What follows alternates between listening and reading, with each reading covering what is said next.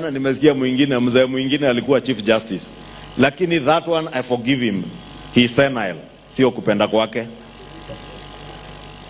Anasema ati barabara ya Rironi Mau Summit William Ruto anajenga sababu inaenda kwao. Sasa nikauliza huyu mzee na yeye. Si hata yeye akienda Kisii atapitia hiyo barabara? Si kila Mkenya mwenye anakuja this western part of this country atapitia hiyo barabara ya Rironi Mau Summit?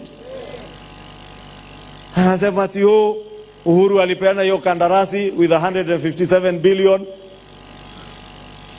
Hii serikali imepeana kandarasi ya 196 billion. But you are not telling the world and telling Kenyans. You can only compare like for like.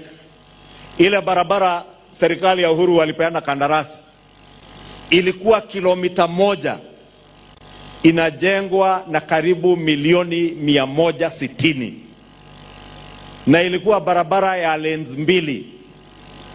Hii ambayo inajengwa na ilikuwa ijengwa kutoka Rironi kufika pale Salga karibu Mau Summit. Hii ambayo inajengwa kutoka Naivasha mpaka Mau Summit lane 6 lanes.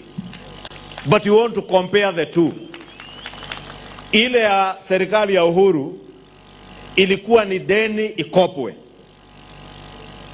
ikuje ijenge, Kenya ingie kwa shida ya madeni. Hii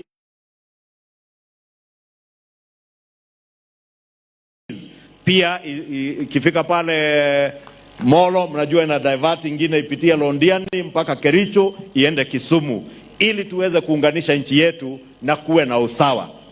Kwa hivyo ile kazi rais anatufanyia ya kuweka usawa kwa Kenya yetu, sio tu kwa elimu, sio kuhakikisha universal health coverage imefikia watu kufuatilia mpangilio wa SHA, pia kuhakikisha ya kuwa ajira, nafasi za ajira zinapatikana kwa vijana wetu, kufuatia mipangilio kama ile mnaona ya affordable housing ambayo inaendelea kona zote za Kenya.